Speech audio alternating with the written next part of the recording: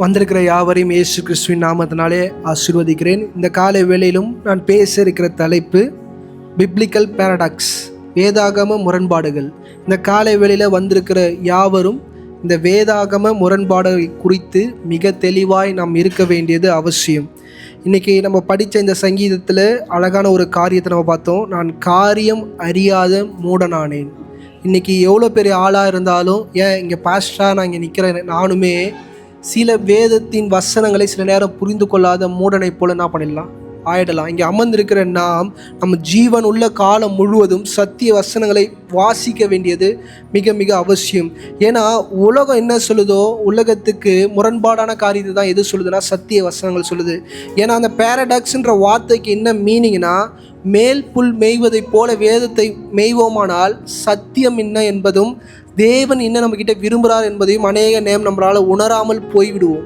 இன்றைக்கி நம்ம சொல்லலாம், நான் இத்தனை வருஷம் கிறிஸ்டியன் பாஸ்டர், நான் இத்தனை வருஷம் சபைக்கு வரேன், எனக்கு இப்படி தெரியும், எனக்கு ஆண்டவர் தெரியும், எனக்கு ரட்சிப்பு தெரியும்னு வாயினால் சொல்லிடலாம். ஆனால் கர்த்தர் உங்களை பார்த்து நீங்கள் உண்மை உள்ளவர்கள் சொல்கிற இடத்துக்குள்ளே நம்ம வரணும்னா வேதம் என்ன பண்ணும், நன்றாய் அறிந்து இருக்க வேண்டியது மிக மிக அவசியம். ஒரு சிறிய கதை சொல்கிறேன். ஒரு தாத்தா என்ன பண்ணியிருக்கிறாரு, தன் பேர பிள்ளைக்கிட்ட வேதத்தை என்னப்பா நீ வாசி, அனுதினமும் வேதத்தை நீ என்ன பண்ணு வாசின்னு சொல்லி அந்த பேர பிள்ளைகிட்ட சொல்லும் போது, இப்போ இருக்கிற பிள்ளைங்களை பற்றி நமக்கு நல்லா தெரியுமே, தாத்தாவை பார்த்து சொல்லியிருக்குது, தாத்தா நான் அவங்க கருத்து தெரிஞ்ச நாள்லேருந்து நீ வாசிக்கிற, உன் வாழ்க்கையில் நான் எந்த மாற்றத்தையும் என்ன பண்ணல பார்க்கல, சும்மா கம்முன்னு இருங்க தாத்தான்னு இருக்கிறான். உடனே அந்த தாத்தா வீட்டில் இருக்கிற ஒரு பழைய பாட்டில், அதுவும் ஓட்டையான பாட்டிலை எடுத்து பேரங்கிட்ட கொடுத்து, இந்த பாட்டில் நிறையா என்ன பண்ணு தண்ணியை நிரப்புன்னு இருக்கிறார். அவன் தாத்தாவை பார்த்து சொல்லியிருக்கிறான், தாத்தா இது ஓட்டை பாட்டிலு, இதில் போய் தண்ணி என்ன பண்ண சொல்கிறீங்க, நிரப்ப சொல்கிறீங்க, நான் சொன்னதை நீ என்ன பண்ணு போயின்னு செய்யின்னு இருக்கிறார். பேருன்னு வேகமாக போய் டேப்பில் தண்ணி வச்சு திறந்து விட்டுருக்கிறான். தண்ணி ஃபுல்லாக ஓவர்ஃப்ளோ ஆகி ஊற்றாமல் கீழே எல்லா தண்ணி என்ன பண்ணியிருக்கு போயிருக்கு. தாத்தா நான் முன்னாடியே சொன்னேன்ல பாரு, தண்ணி எதுவுமே வாட்டர் கேனுக்குள்ளே நிற்கலை, எல்லாம் ஓட்ட வழியாக போய்கிட்டே இருக்குன்னாரு. இந்த பையன் சொல்லும் போது தாத்தா திருப்பி சொல்லியிருக்கிறாரு, பேரா நீ நல்லா கவனிச்சு பாரு, தண்ணி அந்த வாட்டர் கேனில் நிற்கலை, ஆனால் அந்த அசுத்தமான வாட்டர் கேன் என்ன ஆயிடுச்சு, சுத்தமாயிருச்சு. அநேக நேரம் பைபிளை நம்ம படிக்கிறதுனால நமக்குள்ளே நிறைஞ்சிருமான்னு கேட்டால் நிறையாது. படிக்க படிக்க என்ன பண்ணும், மறந்துக்கிட்டே தான் இருக்கும். ஆனால் படிக்க படிக்க நீ அனுதினமும் நீ பரிசுத்தமாகிக்கிட்டே இருப்ப. நீ பார்க்க அப்படியே தான் இருக்கிற மாதிரி தெரியும், ஆனால் உனக்குள்ளே இருக்கிறது எல்லாமே என்னாகும், சுத்தமாகவும், செயல்பாடுகள் என்னாகும் சுத்தமாகும்னு சொல்லிட்டு அவங்க பேரங்கிட்ட சொன்னாராம். அவர் ஒரு விஷயம் சொன்னாரா, கண்ணாடியில் நம்ம முகத்தை பார்த்தா நம்ம முகத்தில் இருக்கிற குறைகளை நம்ம என்ன பண்ணலாம், அட்ஜஸ்ட் செய்யலாம். ஆனால் கண்ணாடியில் உனக்குள்ளே இருக்கிற குறையை என்ன பண்ண முடியாது, அட்ஜஸ்ட் செய்ய முடியாது. என்றைக்கு நீ வேதத்தை திறந்து படிக்கிறியோ, ஆண்டவர் உன்னோட எப்போ பேசுகிறாரோ அப்போ தான் உன்னை உள்ளான குறைகளை நீ என்ன பண்ண முடியும், திருத்தி கொள்ள முடியும். ஏன் நீ தப்புன்னு சொல்லி தாத்தா நான் சொன்னால் நீ என்ன பண்ண மாட்டேன், ஏற்றுக்க மாட்டேன். ஆனால் வேதத்தை படிக்கிற அனுபவம் இருந்தால் உன் இருதயம் குத்தப்பட்டு நீ ஆண்டவருக்கு என்று என்ன பண்ணுவ, பரிசுத்தமான வாழ்கிற ஒரு வாழ்க்கை நீ வாழணும்னா வேதத்தை படிப்பது மிக அவசியம் என்று அந்த தாத்தா என்ன பண்ணாரா, அந்த பேரனுக்கு சொன்னாரா. இந்த காலை வேளையிலும் வேதத்தின் முரண்பாடான ஒரு 4 காரியத்தை நம்ம என்ன பண்ண போகிறோம், இந்த காலை வேளையில் பார்க்க போகிறோம். இன்றைக்கி தாழ்மைப்படும்போது உயர்வு. இந்த காலை வேளையில் சபைக்குள்ளே இருக்கிற நாம் நம்மளை தாழ்மைப்படுத்தும் போது நம்ம வாழ்க்கையில் என்னவா உயர்வு உண்டு. மத்தேயின் புஸ்தகம் 23:12.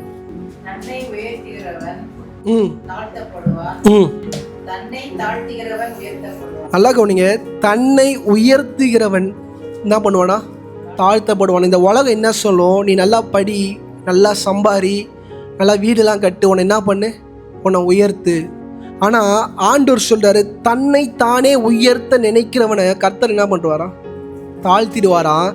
தன்னை தாழ்த்துகிறவனை அவர் என்ன பண்ணுவாராம், உயர்த்துவாரா. இந்த ரட்சிக்கப்பட்டு அமர்ந்திருக்கிற நீங்கள் இதில் மிக கவனமாக இருக்கணும். கர்த்தருடைய சமூகமாக இருந்தாலும் சரி, உலக பிரகமான வாழ்க்கையில் நம்ம வாழ்ந்தாலும் சரி, நம்மளை தாழ்த்துகிற அனுபவத்திற்குள்ள ஒரு வாழ்க்கையை வாழ வேண்டியது மிக மிக அவசியம். ஒரு தாழ்மையான ஒரு வாழ்க்கையை வாழ வேண்டியது மிக மிக அவசியம். தாழ்மையான வாழ்க்கைனா ஒரு குறைவான ஒரு ஆடையோ, ஒரு குறைவான ஒரு கூரை வீட்டுக்குள்ளே வாழ்கிற வாழ்க்கையை பற்றி நான் பேசல. உங்கள் இருதயம் தாழ்மையாக இருக்கணும். சபை நல்லா புரிஞ்சுக்கோங்க. அநேக நேரம் ரட்சிக்கப்பட்ட புதுசில் தாழ்மையாக இருக்கணும்னு சொல்லி சில காரியங்களுக்கு எனக்கு உண்டானதெல்லாம் நான் கொடுத்துட்டேன். என்ன பண்ணிட்டேன், கொடுத்துட்டு ஏசு மாதிரி ஆயிடலான்னு சொல்லிட்டு எல்லாத்தையும் விட்டு ஒரு நார்மல் ட்ரெஸ்ஸு, நார்மல் ஃபேண்ட் இப்படிலாம் போட்டு இப்படிலாம் வாழ்க்கையை வாழ ஆரம்பிச்சிட்டேன். திருப்பி பைபிளை ஒழுங்காக படிக்கும் போது தான் தெரிஞ்சு இதில் தாழ்மையை காட்டக்கூடாது. உள்ள இருதயத்துக்குள்ள என்ன பண்ணணும்? தாழ்மையை காட்டும். என்னதான் ஆடையில் சில பேர் தாழ்மையாக இருப்பாங்க, வாயில் வர பேச்சு பார்த்தீங்கன்னா அது என்ன இருக்காது? தாழ்மை இருக்கு. ஆனால் நான் வேதாகம கல்லூரியில் போய் படிக்கும் போது தான் தாழ்மைனா என்னன்றதை முதல்ல கற்றுக்கிட்டேன். தாழ்மையாய் வாழ்வது நீங்களும் நானும் நினைக்கிற மாதிரி அவ்வளோ ஈஸி கிடையாது. நான் இங்கே பேச போகிற 4 தலைப்பும் கர்த்தருக்கு மிக முக்கியமான ஒரு தலைப்பாக இருக்கிறது. ஏன்னா இந்த விஷயத்தில் யாராச்சும் அடி வாங்கினா நித்திய ஜீவன் கிடையாது. கர்த்தரோட பார்வையில் அது கிடையாது. ஏன்னா கர்த்தர் சிறு காரியமாக இருந்தாலும் அதில் காம்ப்ரமைஸ் ஆக மாட்டார். இன்றைக்கி சபைக்குள்ளே நீங்கள் அமர்ந்திருக்கலாம், சின்ன விஷயந்தான் பாஸ்டர்னுவீங்க, ஆனால் அவர் என்ன பண்ண மாட்டார்? காம்ப்ரமைஸ் ஆக மாட்டாங்க. உங்களுக்குள்ள அநேக நல்ல காரியங்கள், நல்ல சுபாவங்கள் பின்னாடி நிறையா இருக்கலாம், ஆனால் ஒரு சின்ன விஷயம் உங்களை ஸ்டாப் பண்ணிடும். கர்த்தரோட உயர்வில் இருந்து உங்களை என்ன பண்ணிடும்? ஸ்டாப் பண்ணிடும். ஏன்னா நம்ம தாழ்மையாக இருப்பது மிக மிக அவசியம். ஏன்னா ப்ரைடு, பெருமைக்கு கர்த்தர் என்ன பண்ணுறாரு? எதிர்த்து நிற்கிறவராக இருக்கிறார். இந்த காலை வேளையில் நீங்கள் இருக்கிற எல்லா இடத்துலையும், வேலை செய்கிற இடம், தொழில் செய்கிற இடம், படிக்கிற இடம், ஸ்கூல், காலேஜ், எல்லா இடத்துலையும் தாழ்மையாக இருக்க வேண்டியது மிக மிக முக்கியம். யாக்கோபு 4வது அதிகாரம் 10வது வசனம். கர்த்தருக்கு முன்பாக தாழ்மைப்படுங்கள். நல்லா கவனிங்க, கர்த்தருக்கு முன்பாக தாழ்மைப்படுங்கள். இன்னைக்கு அநேக நேரம் சபைக்குள்ள வந்திருக்கிறோம், ஒரு இருதயம் நமக்குள்ள இருக்கணும், நான் தாழ்மையா இருக்கிறேனா? ஏன்னா கர்த்தருக்கு முன்பாக இன்னைக்கு தாவீது ஒரு பாவம் சொல்றாரு, உமக்கு முன்பாக நான் என்ன பண்ணிட்டேன்? பாவம் பண்ணிட்டேன்றார். இன்னைக்கு அவருக்கு முன்பாகன்னா நம்ம வாழ்க்கையில வாழ்கிற எல்லா இடத்துலையும் நம்ம தாழ்மையாக இருக்க வேண்டியது அவசியம். அவருடைய சமூகம் என்கிற சபைக்குள்ளே வரும்போது நம்மளுடைய தாழ்மையின் பரிபூர்ணத்தை என்ன பண்ணணும்? மற்றவங்க உணரணும். அது எப்படி உணர முடியும்னா, நீங்கள் உலகத்திலையும் அப்படிப்பட்ட ஒரு தாழ்மையில் இருந்துட்டு சபைக்குள்ளே வந்தால் தான் அந்த தாழ்மை உங்கள்லேருந்து என்ன பண்ணும்? வெளிப்படும். படிங்கம்மா. அவர் உங்களை உயர்த்துவார். கர்த்தரின் தாழ்மையாக இருக்கிறவர்களை நிச்சயமாய் அவர் உயர்த்த வல்லவராக இருக்கிறார். ப்ரைடே என்ன பண்ணக்கூடாது? வாழ்க்கையில் வரக்கூடாது. இன்றைக்கி ஒரு சபையில் நான் இருக்கும்போது அந்த சபையோட பாஸ்டரமாக ஓடி போயிட்டு ஒரு பிரதர்கிட்ட போய், இந்த சபையே உங்களது தான் பிரதர்ன்றாங்க. எனக்கு ரொம்ப கடுப்பாயிடுச்சு, எனக்குள்ளே ஒரு மாதிரி ஹர்ட் ஆயிடுச்சு. ஒரு மனுஷன்கிட்ட போய் நேராக ஓடி போய் அவங்க சொல்கிறாங்க, ஏன்னா அந்த சபையை அவர் தான் என்ன பண்ணாரா? கட்டி கொடுத்தாரு. அதனால் போய் சொல்லும் போது, ஆனால் அந்த நபரோட வாயிலேருந்து வந்த வார்த்தை என்ன தெரியுமா? அம்மா, நான் ஒரு வேலைக்காரன், நான் இல்லைன்னா வேற ஒருத்தனை கொண்டு கர்த்தர் என்ன பண்ணுவார்? அப்போ புரிஞ்சுது தரம் பார்த்துக்கோங்க. நீங்கள் பாஸ்டர் அம்மாவாக கூட இருக்கலாம், ஆனால் ஆண்டோடைய ரட்சிப்பை பெற்றுக்கொண்ட நபர் யாருன்னா அந்த பணக்காரன். அவர் வாயிலேருந்து அந்த வார்த்தை வரும், நான் எதிர்பார்க்கல, நான் வேலைக்காரன்றார். அவங்களாம் ஓடி போய் அவரை போய் ப்ளீஸ் பண்ணுறாங்க, அவர்கிட்ட போய் நீங்கள் தான் எல்லான்றாங்க. ஆனால் அவர் வாயிலேருந்து கேஷுவலாக வந்துச்சு, நான் ஒரு வேலைக்காரன். என்னது? நான் ஒரு வேலைக்காரன். இன்னைக்கு இந்த சுபாவம் மிக மிக முக்கியம். நம்ம வாயிலிருந்து வருகிற வார்த்தைகள் முக்கியம், நம்மளுடைய செயல்பாடுகள் முக்கியம். சபை இதை குறித்து மிக கவனமாக இருக்க வேண்டியது அவசியம். பிலிப்பியர் 2வது அதிகாரம் 8லிருந்து 9. அவர் மனுஷ ரூபமாய் காணப்பட்டு மரண பரியந்தம், அதாவது சிலுவையின் மரண பரியந்தமும் கீழ்ப்படிந்தவராகி தம்மை தாமே தாழ். நல்லா கவனிங்க, ஒரு தெய்வத்தோட பிள்ளை தன்னோட சுபாவத்தை இழந்து தன்னை என்ன பண்றாரா?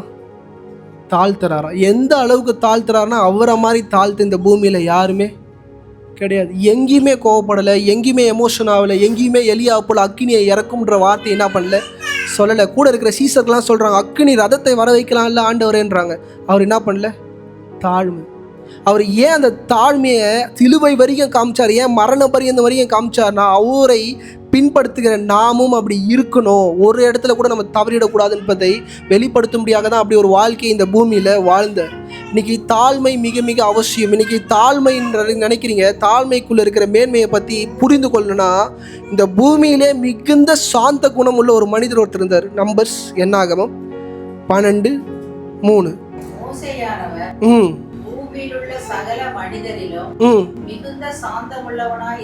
வார்த்தை பொய்யே சொல்லாது. மோசே யாரா? மிகுந்த சாந்த குணம். இன்னைக்கு நிறைய பேர் ரட்சிக்கப்பட்ட உடனே இந்த பரிபூர்ணத்துக்குள்ள வந்துருவோம், சாந்த குணம் வந்துடும். ஊழியக்காரனு கூட என்ன வந்துடும்? சாந்த குணம் வந்துடும். ஆனால் அந்த ப்ராசஸ் வாக்கிங் வித் காடுன்ற அந்த அனுபவத்துக்குள்ள வலி நிறைந்தது. நான் சபைக்குள்ளே புரிஞ்சுக்கிறேன், விசுவாசிக்கு உண்டு, ஊழியக்காரனுக்கு உண்டு. மோசே உலகத்திலேயே அவனை மாதிரி சாந்த குணம் யாருக்குமே கிடையாதான், தாழ்மையான ஒருத்தவன் கிடையாதான். ஆனால் ஒரு கட்டத்தில் போய்கிட்டே இருக்கும்போது இஸ்ரவேல் ஜனம் அவனை குத்திக்கிட்டே இருக்கும்போது அவனோட சுபாவத்தை மாற்றி ஆண்டவர் சொன்ன வார்த்தையை கேட்காம இவனுக்கு வந்த எரிச்சலின் நிமித்தம், கோவத்தின் நிமித்தம், தனக்குள்ளே இருந்த பெருமையின் நிமித்தம் அடிச்சிட்டான். எதை? அடிச்சுட்டான். ஆண்டவர் பாருங்க உயர்வை அப்படியே கட் பண்ணிட்டார். மோசே தன் கோலை நீட்டும் போது செங்கடல் பிளந்துச்சு. மோசே கோலை கீழே பாம்பா மாறிச்சு. மோசே சொல்லி 10 வாதைகள் உண்டாச்சு. ஏன்? மோசேக்காக அநேக அற்புதங்களை அடையாளங்களை கர்த்தர் செய்தார். ஆனால் தன்னுடைய தாழ்மையை அவன் இழக்கும் போது கானான் என்கிற வாக்குத்தத்துக்குள்ளே பிரவேசிக்க விடலை. சபை நல்லா புரிஞ்சுக்கும். நம்ம கிட்ட அநேக குணாதிசயங்கள், நல்ல குணாதிசயங்கள் இருக்கலாம், மனிதர்கள் போற்றத்தக்க காரியங்கள் இருக்கலாம். ஆனால் தாழ்மை ஒரு விஷயத்தை நீங்கள் இழக்கும் போது கர்த்தர் உங்களை நேசித்தாலும் அதுக்குள்ளே உங்களை என்ன பண்ண மாட்டார்? பிரவேசிக்க பண்ண மாட்டார். இந்த காலையில் மிக கவனமாக இருங்க. ஏன்னா இந்த பூமியில் வாழ்ந்த ஒரு வில்லியம் கேரி என்கிற ஒரு மிஷினரியை குறித்து இந்த காலை வேளையில் நான் சொல்ல விரும்புகிறேன். அவரோட தாழ்மையை குறித்து நாம் கற்றுக்கொள்ள வேண்டியது மிக அவசியம். ஏன்னா அநேக நேரம் வெளிநாட்டிலேருந்து வந்த மிஷினரி நம்ம அநேக நேரம் மதிக்கிறது இல்லை. இங்கேருந்து நம்ம தமிழ்நாட்டிலேருந்து யாராச்சும் போனால் அவங்கள என்ன பண்ணுவோம்? பயங்கரமாக மதிப்போம். இவரை பற்றி ஒரு சுபாவத்தை நீங்கள் கற்றுக்கோங்க. 12 வயசில் குடும்பத்துடைய வறுமை நிமித்தம், ஏன் அவரோட தாழ்மையை சொல்கிறதுக்கு முன்னாடி அவர் கடந்து வந்த பாதையை நான் சொல்கிறேன்னா, ஏன்னா அந்த வழியில் அவர் தாழ்மையாக இருந்தார்ன்றதை நீங்கள் என்ன பண்ணணும்? புரிந்து கொள்ளணும். 12 வயசில் குடும்பத்தின் வறுமை நிமித்தம் ஷூ மேக்கராக என்ன பண்ணுறாரு? ஒரு கடையில் போய் சேர்ந்து என்ன பண்ணுறாரு? வேலை செய்கிறாரு. தன்னோட 12 வயசில் ரட்சிக்கப்படலை, ஆனால் சபையில் ஆராதனை வீரனாக இருக்கிறார். நல்லா புரிஞ்சுக்கோங்க. தான் 12 வயசில் ரட்சிக்கப்படலை, ஆனால் சபையில் எந்த இடத்துல இருக்கிறாருன்னா வர்ஷிப் டீமில் தேவனை குறித்து ஆராதிக்கிற பாடகராக என்ன பண்ணுறாரு? இருக்கிறாரு. ஆனால் அவரோட வாலிப பிரயாசம் கிட்டத்தட்ட ஒரு 22 வயசுக்கிட்ட வரும்போது தான் ரட்சிக்கப்படுறாரு. நீங்கள் நல்லா புரிஞ்சுக்கோங்க. நம்ம சபைக்குள்ளே இருக்கலாம், நம்ம ரட்சிக்கப்பட்டோன்னே நம்ம நினைக்கலாம். ஆனால் ரியலான ரட்சிப்பு வரும்போது தான் உங்களுக்கு தெரியும், நான் இப்போ தான் என்ன பண்ணேன்? ரட்சிக்கப்பட்ட உணர்வு வரும். அவர் ரட்சிக்கப்பட்ட உடனே என்ன பண்ணுறார்? வேலை செய்கிற இடத்துக்கெல்லாம் போகும்போது படிக்கிறார். அதிகமாக என்ன பண்ணுறாரு? படிக்கிறார். அநேக லாங்குவேஜஸ் என்ன பண்ணுறாரு? கற்றுக்கும் போது இந்திய தேசத்தின் மேலே ஒரு பாரம் வருது. அங்கே என்ன இல்லை? சுவிசேஷம் இல்லை, அங்கே ரட்சிப்பு இல்லை. நான் என்ன பண்ணேன்? அங்கே போகணுன்னு முடிவு பண்ணி தன் மனைவி தன் பிள்ளைகளை என்ன பண்ணுறாரு? கொண்டுக்கிட்டு என்ன பண்ணுறாரு? இந்திய தேசத்துக்குள்ளே வராரு. இந்திய தேசத்துக்குள்ளே வந்த சில நாட்கள்லேயே தன் மனைவி இறந்துடுறாங்க. ரீசன் வந்து பார்த்தீங்கன்னா ஆகாரமும் இந்த வெதரும் என்ன பண்ணல, அவங்க ஃபேமிலிக்கு ஒத்துக்கலை. ஊழியத்துக்காக தன் மனைவி என்ன பண்ணார்? இழந்தார். நல்லா கவனிங்க. அடுத்த 5 வயசு உள்ள தன் பிள்ளையும் மரிச்சு போகுது. அவருக்கு இருந்த ஒரு மனைவியும் காலி, ஒரு பிள்ளையும் காலி. அந்த பிள்ளை சாவும் போதோட நிலை என்னன்னா, அடக்கம் பண்ண அந்த ஆராதனைக்குரிய எந்த காரியத்துக்கும் அவர்கிட்ட என்ன இல்லை? பணம் இல்லை. அவரே அந்த இடத்துக்கு போய் குழி என்ன பண்ணியிருக்கிறாரு? நோண்டி இருக்கிறாரு. அந்த டைமில் ஒரு 2 பேர் அந்த வழி போக்கனாக போனவங்க, நாங்கள் ஹெல்ப் பண்ணுறோம், பச்சை குழந்தைய வச்சுட்டு என்ன பண்ணுறீங்க? புதைக்க வரீங்க, உங்களோட துயரம் எனக்கு தெரியுதுன்னு ஹெல்ப் பண்ண வந்தபோது அவங்க 2 பேரை கட்டி பிடிச்சி அவ்வளோ அழுதுருக்கிறாரு. எதுக்காக அழுதாருன்னா, ஆண்டருக்காக ஊழியம் செய்ய வந்து ஆண்டருக்காக எல்லாத்தையும் விட்டு வந்த அந்த மனுஷனுக்கு யாருமே என்ன பண்ணல? ஹெல்ப் பண்ண இல்லை. பிள்ளை செத்துருச்சு. பிள்ளை செத்தவுடனே திருப்பியும் அதை விடாமல் அந்த ஊழியத்தை என்ன பண்ணுறாரு? அவர் தொடர்ந்து செய்கிறாரு. 20 லாங்குவேஜஸில் பைபிள் என்ன பண்ணுறாரு? நீங்கள் வச்சுருக்கிற பைபிளுக்கெல்லாம் காரணம் அவர் தான். நீங்கள் அதை அசால்ட்டாக வீட்டில் ஒரு மூலையில் தூக்கி போட்டுறீங்க. அந்த பைபிள் உங்கள் கையில் கொடுக்கறதுக்காக தன் மனைவியை, தான் 5 வயசு பிள்ளையை அவர் என்ன பண்ணியிருக்கிறாரு? இழந்திருக்கிறார். அந்த பிள்ளையை புதைக்க கூட அவர்கிட்ட காசு இல்லாமல் அவருடைய கரங்கள்னால என்ன பண்ணியிருக்கிறாரு? குழி நோண்டிருக்கிறார். நீங்கள் எந்த அளவுக்கு பைபிளை நீங்கள் நேசிக்கிறீங்க, அவர் எந்த அளவுக்கு பைபிளை நேசிக்கிறாருன்னு யோசிச்சு பாருங்கள். கர்த்தர் யாரை நேசிப்பார்? அப்படிப்பட்ட ஒரு சூழ்நிலை 20 பைபிள் என்ன பண்ணுறாரு? கிரியேட் பண்ணி முடித்தோடனே அத்தனை பைபிளும் எரியுது அவர் கண்ணுக்கு முன்னாடி. அத்தனை நாள் கனவு, மனைவி இழப்பு, பிள்ளை இழப்பு, 20 டிரான்ஸ்லேஷன் பைபிள் அப்படியே எரியுது அவர் கண் எதுக்குள்ளே. சோர்ந்து போல மனுஷன் திருப்பியும் என்ன பண்ணுறாரு? வேலை செஞ்சு அந்த பைபிள் எல்லாத்தையும் என்ன பண்ணுறாரு? கிரியேட் பண்ணுறாரு. செராம்பூர் என்கிற ஒரு யூனிவர்சிட்டி என்ன பண்ணுறாரு? உருவாக்குறாரு. அங்கே லெக்சரராக என்ன பண்ணுறாரு? டீச் பண்ணுறாரு. அநேக ஜனங்களை அவர் மூலிமா ரட்சிக்கப்படுறாங்க. அநேக பேர் அவர் மூலிமா இதான் பண்ணுறாங்க, ஆசீர்வதிக்கப்படுறாங்க. அவருடைய சம்பளத்தில் 10ல் 1 பங்கு அவர் எடுத்துகிட்டு மிச்சத்தை கர்த்தருக்கு நான் கர்த்தருடைய பணிக்கு கொடுக்குறாரு. ஏன்னா பிள்ளைங்க இல்லை, யாருமே இல்லை, எல்லாத்தையும் கடவுளுக்கே கொடுக்குறாரு. அவர் ஒரு இடத்துல இன்வைட் பண்ணுறாங்க. ஒரு 10 போதகரோட அவரும் ஒரு போதகராய், ஒரு ஊழியக்காரனாய் போகிறாங்க. இன்ட்ரோ கொடுக்குற ஒரு லேடி எல்லா பாஸ்டர்ஸ் பற்றி என்ன பண்ணுறாங்க? இன்ட்ரோ கொடுக்குறாங்க. அப்போ அந்த லேடி வில்லியம் கேரியை பற்றி சொன்ன ஒரு காரியம், அவர் செய்த இன்னும் அநேக காரியங்கள் இருக்குது, அதெல்லாம் விட்டுட்டு நம்ம மத்தியில் ஷூ தைக்கிறவர் என்ன பண்ணியிருக்காரு? வந்திருக்கிறாரு. அவரும் சில வார்த்தைகள் என்ன பண்ணுவாங்க? பேசுவாங்க. எல்லாருமே ஒரு வாட்டி சைலண்ட் ஆகிட்டு இருக்கிறாங்க போல. என்னடா வில்லியம் கேரிக்கு வந்து கொடுக்குற என்ட்ரோ என்னது? ஷூ தைக்கிறவன். எல்லாருமே உடஞ்சிட்டு இருக்கிறாங்க. எதுக்குள்ள உட்காந்த மக்களுக்குலாம் ஒரு மாதிரி ஆயிடுச்சு. ஏன்னா அவர் அமெரிக்கனாக ஃபாரினராக இருந்தாலும் அவரோட ஐடென்டிட்டியை பார்க்குறாங்க, அவன் யாருன்னு.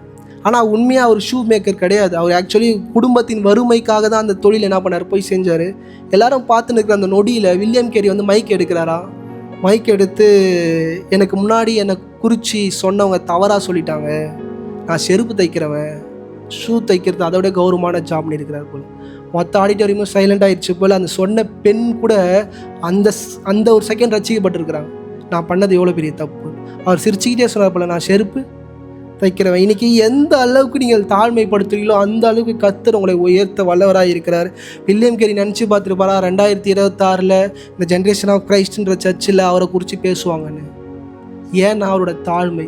ஏன்னா அவரை பற்றி யார் எதை பேசினாலும், பைபிள் டிரான்ஸ்லேஷன் அப்படி யார் எது பேசினாலும் அவரை பற்றி எது தெரியுமா மெயினாக பேசுகிறாங்க? இந்த ஸ்டேஜில் இந்த ஃபுல்ஃபீல்டில் நின்று நான் செருப்பு தைக்கிறேன்னு அவர் சொன்ன அந்த விதத்தை எல்லாருமே என்ன பண்ணுறாங்க, பயங்கரமாக ஆனர் பண்ணுறாங்க. அவர் நினச்சிருந்தாங்க ஒரு பெரிய பிரளயத்தை உண்டு பண்ணியிருக்கலாம், அந்த அம்மாவை மீட்டிங்கை விட்டு வெளியே தெரித்திருக்கலாம். ஆனால் அவர் எதுவுமே அவர் என்ன பண்ணல. லூக்காவின் புஸ்தகம் 22 அதிகாரம் 26 வசனம். உங்களுக்குள்ளே அப்படி இருக்கல் கூடாது, உங்களில் பெரியவன் சிறியவனை போலவும் தலைவன் பணிவிடைக்காரனை போலவும் இருக்க கடவன். தலைவன் என்ன பண்ணுமா, பணிவிடை காரணமாக இருக்கணும். இன்றைக்கி உங்களுக்கு முன்னாடி ஓடுகிற தலைவராக இருந்தாலும் சரி, இல்லை நீங்கள் தலைவனாக விரும்பினாலும் சரி, யோசிச்சு பாருங்கள், பணிவிடை செய்ய அவர்கள் என்ன பண்ணுறாங்க, தயாராக இருக்கிறாங்களா? இன்றைக்கி அது கிறிஸ்துவத்துக்குள்ளே மறித்து போய்கிட்டே இருக்குது. கிறிஸ்டியன்ஸ்குள்ளே அது சாரமற்று போய் கொண்டு இருக்குது. வில்லியம் கேரி போல் ஒரு ஊழியக்காரனும் பார்க்க முடியாத, மிஷினரி நம்ம என்ன பண்ண முடியாது இந்த காலகட்டத்தில் பார்க்க முடியாது. ஒரு பிரதர் வந்து சொல்கிறார், ஸ்டேஜுக்கெலாம் போனால் என்ன பண்ணுறா சொல்கிறாங்க, பாஸ்டர் லைனில் போ, பத்திரமா போ, சாஞ்சி போ, என்னது பாஸ்டர்கிட்ட போனோன்னா. இன்றைக்கி சபை நல்லா புரிஞ்சுக்கோங்க, நீங்கள் தரத்தை இழந்துடாதீங்க. உங்களுக்கு முன்னாடி இருக்கிறவங்க மாறலாம், உங்களுக்கு முன்னாடி இருக்கிற வசனங்களை உருட்டல் பிரட்டல் பண்ணலாம். ஆனால் அழைக்கப்பட்ட அழைப்பில் கர்த்தரை நேசிக்கிற நீங்கள் உண்மையாக இருக்க வேண்டியது மிக மிக அவசியம். 1 பேதுரு 5 அதிகாரம் 5 வசனம். அந்தபடி இளைஞரே, மூப்பருக்கு கீழ்ப்படியுங்கள். நல்லா கவனிங்க, மூப்பருக்கு என்ன பண்ணும், கீழ்ப்படிங்க. நீங்கள் எல்லோரும் ஒருவருக்கொருவர் கீழ்ப்படிந்து. எல்லாரும் ஒருவருக்கு ஒருவர் என்ன பண்ணுமா, கீழ்ப்படிந்து. நான் மூப்பராக இருந்தாலும் மூப்பருமே கீழே யாராச்சும் சொன்னா என்ன பண்ணும், கீழ்ப்படிந்து. மனத்தாழ்மை அணிந்து கொள்ளுங்கள். மனத்தாழ்மை என்ன பண்ணுமா, நம்ம வாழ்க்கையில அணிந்து கொள்ள வேண்டியது முக்கியம். படிங்க. பெருமை உள்ளவர்களுக்கு தேவன் எதிர்த்து நிற்கிறார். பிரச்சனை என்னன்னா, யாருக்கு பெருமை வருதோ கர்த்தர் என்ன பண்ணிடுறாரா, எதிர்த்து நின்றார். நீங்கள் எந்த வயசில் எந்த எக்ஸ்ட்ரீமில் போய் நின்று உங்களுக்கு பெருமை வந்தாலும் கர்த்தர் என்ன பண்ணுவார். இன்னைக்கு மோசேயோட பிரச்சனையே அதான், கானானுக்குள்ளே போக முடியாமல் நின்னதுக்கு காரணம் அந்த இடத்துல என்ன ஆயிடுச்சு, கோவம் வந்துருச்சு. நான் யார், நான் எல்லாத்தையும் விட்டுட்டு வந்தேன். இப்படி தான் மோசே யோசிச்சு பாருங்கள். ஆண்டவர் போய் பேசணும் போது பேசியிருக்கணும், எது கட்டையத்தை அடிச்சிட்டாரு. அவனுங்க போட்டு டார்ச்சல் பண்ண பண்ண பண்ண பண்ண சுபாவங்கள் என்ன பண்ணிடுது, மாறிடுது. இந்த காலை வேளையில் சொல்கிறேங்க, நீங்கள் ரொம்ப உன்னதமான நிலையில் இருந்தால் கூட தாழ்மையாக இருந்துட முடியும். ஆனால் ஆரம்ப கட்டத்தில் ஒரு நார்மலாக எந்த புகழ்ச்சி எதுவுமே இல்லாமல் ஒரு சாதாரண ஒரு விசுவாசியால், ஒரு சாதாரண ஒரு பாஸ்டராக இருந்தால் தாழ்மையாக இருக்கிறது அவ்வளோ கஷ்டம். இதை உணரும் போது தான் தெரியும். நீங்கள் தாழ்மையாக இருந்தால் அவங்கள யாருமே மதிக்க மாட்டாங்க, உங்களை என்ன பண்ணுவாங்க, உதாசீனப்படுத்துவாங்க, உங்களை தள்ளி விடுவாங்க, உங்களை ஏளனமாக பேசுவாங்க. நான் இந்த காலையில் சொல்கிறேன். ஆனால் நீங்கள் உங்களை தாழ்மைப்படுத்தும் போது கர்த்தர் என்ன பண்ணுவாரா, உயர்த்துவார். யோவான் ஸ்நானகனை எல்லாரும் தலையில் தூக்கி வச்சு ஆடுறாரு. ஆனால் நான் ஒன்றுமே கிடையாது, எனக்கு பின்னாடி வரவர் யார், என்னை விட பெரியவர். இன்றைக்கி நம்மளை எல்லாரை விட யார் பெரியவர்னா, நம்மளை அழைத்த கர்த்தர் தான் யார் பெரியவர். அவர் தான் நம்முடைய ஆசாரியனாக இருக்கிறார். இந்த காலையில் ஒருவரும் என்ன பண்ணுறாதீங்க, பலந்துடாதீங்க. 2வது காரியம், பலவீனத்தில் பலன். இந்த உலகம் என்ன சொல்லும், பலவீனமாக இருக்காத, உன்னை என்ன பண்ணிக்கோ, பலப்படுத்திக்கோ, உன்னை தகுதிப்படுத்திக்கோ, உன்னை ஸ்ட்ராங்காக்கிக்கோ, உன் வீட்டோட ஃபென்ஸை என்ன பண்ணு, ஸ்ட்ராங்காக போடணும் அநேக சொல்லும்.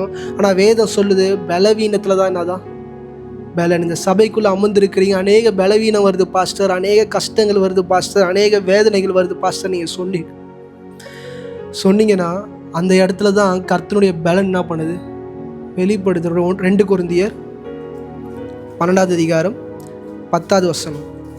2 கொரிந்தியர் 12 அதிகாரம் 10 வசனம். அந்தபடி நான் பலவீனனாய் இருந்த போதே பலம் உள்ளவனாய் இருக்கிறேன். நல்லா கவனிங்க, நான் பலவீனமாக இருக்கும் போதே நான் பலனா என்ன பண்ணுறேன், இருக்கிறேன். அப்போஸ்தலனாகிய பவுல் சொல்றார், படிங்கம்மா. ஆகையால் கிறிஸ்துவின் நிமித்தம் எனக்கு வரும் பலவீனங்களிலும். யார் நிமித்தம், கிறிஸ்துவின் நிமித்தம் அநேக பலவீனங்கள் நம்ம வாழ்க்கையில் உண்டாகும். ஆண்டவருக்காக சில வாழ்க்கையை நீங்கள் வாழ அர்ப்பணிச்சிங்கன்னா, சில காரியங்களை உண்மையாக இருக்குன்னு நினச்சிங்கன்னா, சில செயல்பாடுகள் கர்த்தருடைய வசனத்தின்படி இருக்குன்னு நினச்சிங்கன்னா என்ன வருமா, பலவீனங்கள், பாடுகள், கஷ்டங்கள், உபத்திரவங்கள் வரும். படிங்கம்மா. பலவீனங்களிலும் நிந்தைகளிலும் நெருக்கங்களிலும் துன்பங்களிலும் இடுக்கண்களிலும் நான் பிரியப்படுகிறேன். நல்லா பண்ணுங்க. நான் என்ன பண்றேன்? பிரியப்படுறேன். இன்னைக்கு சில உபத்திரவங்கள், சில கஷ்டங்கள், சில வேதனைகள், சில நேரம் நம்ம பெற்றெடுத்த பிள்ளைகளே நம்மளை ஒடுக்கும் போது கோவப்பட்டு நம்மளால எதுவுமே செய்யப்பட முடியாது. நம்ம அப்படியே ஒடுங்கி போய் நிற்போம். இது எல்லாத்துலேயும் கர்த்தர் என்ன பண்ணுங்க? நேசிங்கன்றார் ஆண்டவர். இன்றைக்கி குடும்ப வாழ்க்கையில் அநேக உபத்திரவங்கள் இருக்குது. நீங்கள் நினைக்கலாம், நான் ஜெபம் பண்ணுறேன், ஆண்டவருக்கு என்று கொடுக்குறேன், ஆண்டவர்கிட்ட நான் எல்லாமே செய்கிறேன், ஆனால் எனக்கு ஏன்னா ஆண்டவர் சொல்கிறாரு, இப்படிப்பட்ட இடத்துல தான் என்னால் என்ன பண்ண முடியும்? செயல்பட முடியும். நான் சொல்கிறது புரியுதா? இன்றைக்கி எல்லாமே உங்கள் வாழ்க்கையில் வந்துருச்சுன்னா, நீங்கள் நினைக்கிறது எல்லாமே நடந்துருச்சுன்னா, நீங்கள் நிச்சயமாக எங்கே போவீங்கன்னா ஆக்கினைக்குள்ளாக என்ன பண்ணுவீங்க?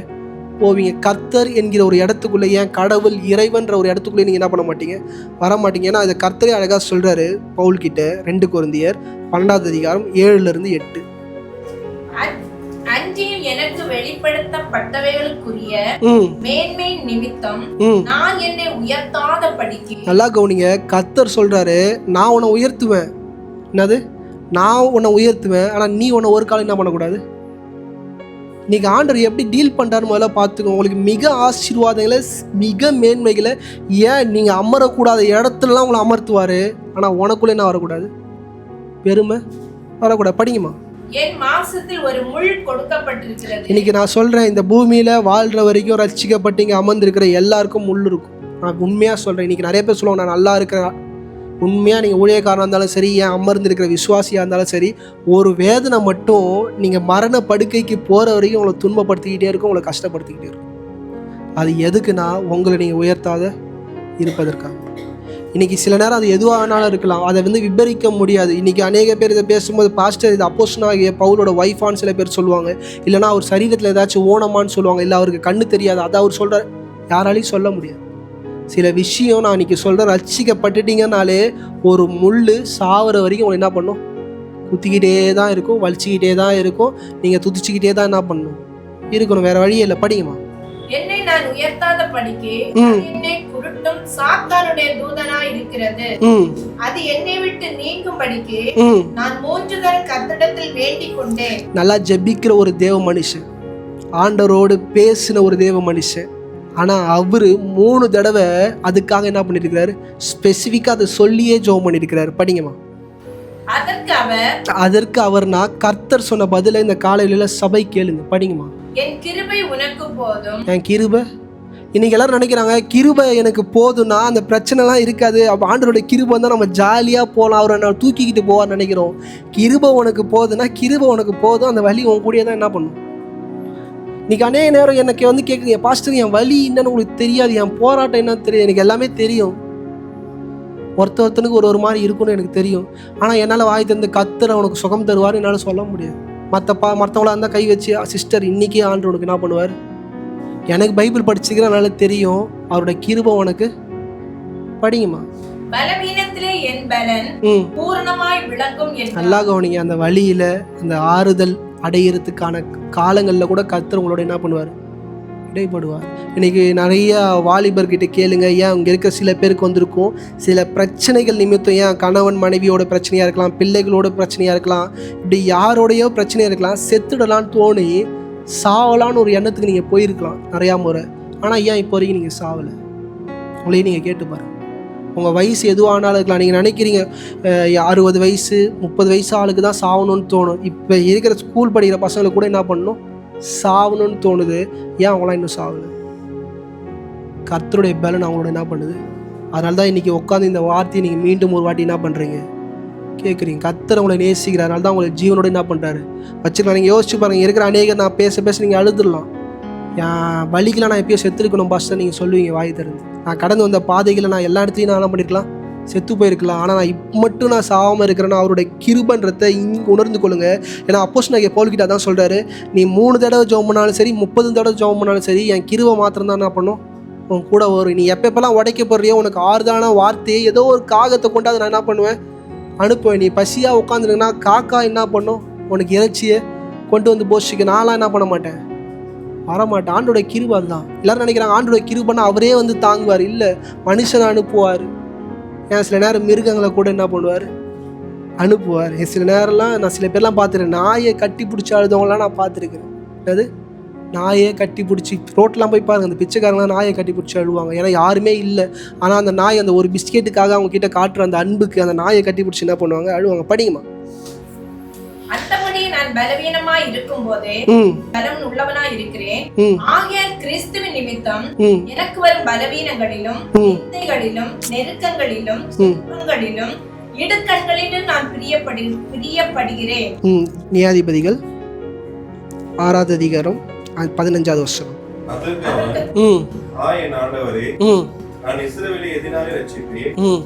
இதோ மனாசேயில் என் குடும்பம் மிகவும் எளியது. நல்லா கவனிங்க. இன்னைக்கு நீங்க நினைக்கலாம், என் குடும்பம் மிக எளியது. ஆண்டவரே, என் குடும்பம் தகுதி இல்லை, என் குடும்பம் இந்த செயல்பாட்டுக்கு நான் ஒர்த்து இல்லை, என்னால் இதை பண்ண முடியாது, என்னால் இப்படி செய்ய முடியாது நீங்கள் நினச்சிங்கன்னா கர்த்தர் உங்களுக்கு என்ன பேசுகிறாருன்னு பாருங்க. படிங்க பாருங்க. இதோ மனாசேயில் என் குடும்பம் மிகவும் எளியது, தகப்பன் வீட்டில் நான் எல்லோரிலும் சிறியவன் என்றார். அதற்கு கர்த்தர், நான் உன்னோடனே கூட இருப்பேன். நல்லா கவனிங்க. நான் உன்னோட கூட. யாரெல்லாம் தாழ்த்துறாங்களோ, எனக்கு வராது, எனக்கு தெரியாது, எனக்கு சிலதெல்லாம் வராது. இன்றைக்கி நிறைய முறை நான் சொல்லியிருக்கிறேன், நான் என்னைக்கெல்லாம் எங்கே போனாலும் நான் போகிற அனுபவம் எனக்கு தெரியாது. ஆனால் அங்கே போய் நிற்கும் போது என்னை கர்த்தர் பயன்படுத்துகிற விதங்கள் அது வேறு விதமாக இருக்கும். இன்றைக்கும் நான் மைக்கை பிடிக்கும் போது எனக்கு எல்லாம் தெரியும், நான் எடுக்கவே மாட்டேன். ஒரு பயத்தோடு, ஒரு எனக்குள்ளே ஒரு புரிதல் ஒன்று இருக்குது, அது கர்த்தருக்கும் எனக்குரிய சார்ந்தது. என்றைக்குமே எனக்கு தெரியும், என் டேலண்ட்டில் ஒரு நாளும் போய் மைக் என்ன பண்ண மாட்டேன், எடுக்க மாட்டேன். எனக்கு நீங்கள் ஹெல்ப் பண்ணுங்க ஆண்டவரே, நீங்கள் எனக்கு பேசுங்க. ஏன்னா என்னால் என் டேலண்ட்டில், என் அறிவில், நான் படித்த பைபிள் காலேஜெலாம் வச்சு எதுவுமே நான் பண்ண முடியாது, யூஸ் பண்ண முடியாது. பைபிள் காலேஜ் படித்த காரியத்தை நான் பிரசங்கிச்சேன்னா மக்கள் யாருமே என்ன பண்ண மாட்டாங்க, ஈல்ட் ஆக மாட்டாங்க. மக்கள் யாருமே என்ன ஆக மாட்டாங்க, அச்சீவ்குள்ளே வர மாட்டாங்க. கர்த்தருடைய உதவி வேணும். இன்றைக்கி கிடியோன்னு சொல்கிறான், நான் சிறியவன் ஆண்டவர், என்னோட குடும்பம் சிறியது, நான் என் குடும்பத்தில் நான் சிறியவன்றாரு. கர்த்தர் சொல்கிறார், நான் உன்னோட என்ன பண்ணுறேன் இருக்கிறேன். ஏசாயா 40வது அதிகாரம் 29வது வசனம். சோர்ந்து போகிறவனுக்கு அவர் பலன் கொடுத்து. நல்லா கவனிங்க. நீங்கள் சோர்ந்து போகிறீங்களா, உங்களுக்கான பலன் யாரு? அவர் தான். படிங்க. சத்துவம் இல்லாதவனுக்கு சத்துவத்தை பெருக பண்ணு. பலன் இல்லாதவனுக்கு யார் பலன்? அவர் தான் பலன். இந்த காலையில் வெளியில் சொல்கிறேன், உங்களை பலன் உள்ளவனாய் காட்டிக்கிட்டீங்கன்னா அவர் அநேக நேரம் என்ன பண்ண மாட்டார், கிரியை செய்ய மாட்டார். அநேக பேரோட பேச்சு பார்த்தா, நான் எல்லாத்தையும் செஞ்சுருவேன், நான் எல்லாத்தையும் பண்ணிவிடுவேன், என்னால் முடியாது, எதுவுமே இல்லை, இப்படி பேசுகிறவங்க கிட்ட கர்த்தர் என்ன பண்ண மாட்டார், கிரியை செய்ய மாட்டார். கர்த்தரை நம்பி, கர்த்தருடைய பலத்தை நம்பி இருக்கிறவங்க மாத்திரம்தான் கர்த்தர் என்ன பண்ணுறாரு, கிரியை செய்கிறவராக இருக்கிறார். பலவீனம் சில நேரம் நல்லது. இந்த சபையில் இருக்கிற நீங்கள் புரிஞ்சுக்கோங்க, பலவீனம் சில நேரம் நல்லது. 3வது காரியம், கொடுப்பதின் மூலம் பெற்றுக்கொள்ளலாம். 3வது காரியம், கொடுப்பதின் மூலம் பெற்றுக்கொள்ளலாம். ஒரே ஒரு வசனம் நான் வாசிக்கும் போது இங்கே இருக்கிற வாலிபர் 2 பேரும் நான் கேள்வி கேட்க போகிறேன், அதனால் 2 பேரும் மிக கவனமாக இருங்க. லூக்காவின் புஸ்தகம் 6வது அதிகாரம் 38வது வசனம். ரோஷன் பிரதராது இல்லை ஜாக்கப் பிரதரா, 2 பேரில் யாராச்சும் ஒருத்தர் இந்த வசனத்துக்கு என்ன பண்ணுங்கள், எனக்கு தயவுசெய்து அர்த்தத்தை சொல்லுங்கள். லூக்காவின் புஸ்தகம் 6வது அதிகாரம் 38. யாராச்சும் ஒரு சத்தமாக வாசிங்க. வாசித்து முடித்தோடனே உங்களுக்கு என்ன தோணுது அந்த வசனத்துல இருந்து சொல்லலாம். அவைக்கு குலுக்கி சரிந்து விடும்படி நன்றாய் அளந்து உங்கள் மடியிலே போடுவார்கள். நீங்கள் எந்த அளவினால அளக்கிறீர்களோ அந்த அளவினால் உங்களுக்கும் அளக்கப்படும். நான் இந்த பிரசங்கத்தை ஆரம்பிக்கும் போதே சொன்னேன், பேரடாக்ஸை பற்றி நான் பேசுகிறேன். வேதத்தின் முரண்பாடுகளை குறித்து தான் நம்ம என்ன பண்ணுறோம், பிரசங்கம் பண்ணுறோம். இந்த வசனத்தை சகோதரி நல்லா படித்தான். இதை படிக்கும் போது என்ன பிரதர் புரிஞ்சுது உங்களுக்கு, உங்கள் மனசில் என்ன தோணுச்சோ அதை மட்டும் சொல்லுங்கள். ஜாலியாக சொல்லுங்கள், இது ஜாலியான சபை, எதுவாக இருந்தாலும் சொல்லுங்கள், ஓப்பனாக சொல்லுங்கள் 2 பேர். நான் ஏன் கேட்குறேன்னா, இது மக்கள் நீங்கள் இந்த வசனத்தை புரிஞ்சுக்கணும், எப்படி தெரிஞ்சுக்கணுன்றத நான் சொல்லிக் கொடுக்க விரும்புகிறேன். சொல்லுங்கள். யாருமே இல்லை, எல்லாருமே நம்ம அம்மா அப்பா அண்ணன் தங்கச்சி இப்படி தான் எல்லாருமே இருக்கிறாங்க. சொல்லுங்கள், என்ன தோணுது இந்த வசனத்தை படித்தா, என்ன தோணுது?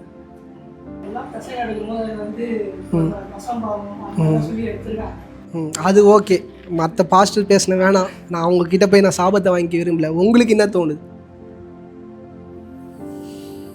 அவர் என்ன சொல்கிறார், ஜேக்கப் பிரதர் என்ன சொல்கிறாரு, எல்லா பாஸ்டர்ஸும் தசமாகம் போடுங்க, காணிக்கை போடுங்கன்னு சொல்லி பிரசங்கம் பண்ணியிருக்கிறாங்கன்னு அவரோட ஸ்டேட்மெண்ட். ஆனால் உங்களுக்கு படிக்கும் போது என்ன தோணுது? சரி ஓகே, ஏதோ வாயை தந்துறீங்க நீங்கள், வாய் திறந்தே ஆகணும் ரோஷன் பிரதர். நான் ஏன் திறக்க சொல்கிறேன்னா, நெக்ஸ்ட்டு ஜென்ரேஷன் எந்த அளவுக்கு பைபிளை புரிஞ்சிருக்கிறாங்கன்றதை நீங்கள் தெரிஞ்சுக்கணும். பாஸ்டர் சொன்னதை அவர் அப்படியே என்ன பண்ணுறாரு சொல்கிறார். we are always expecting the word of God from pastors. சுச்சுவேஷனில் பாஸ்டர் கிட்டேருந்து வராது. அதை நீங்கள் புரிஞ்சுக்கணுன்றதுக்காக தான் இந்த வார்த்தைக்கிறேன். நீங்கள் சொல்லுங்கள் ஜாலியாக சொல்லுங்கள். நான் நிறுத்த மாட்டேன். நீங்கள் டைம் ஆனால் கூட யாராச்சும் கஷ்டமாக இருந்தால் சபையை விட்டு எழுந்து என்ன பண்ணலாம், வீட்டுக்கு போகலாம். இதை சொல்லாமல் நான் கடந்து போக மாட்டேன். தயவுசெய்து நீங்கள் சொல்லி ஆனால், ஏன்னா உங்கள் 2 பேரும் நான் அதிகமாக நேசிக்கிறேன். என்ன கொடுத்தா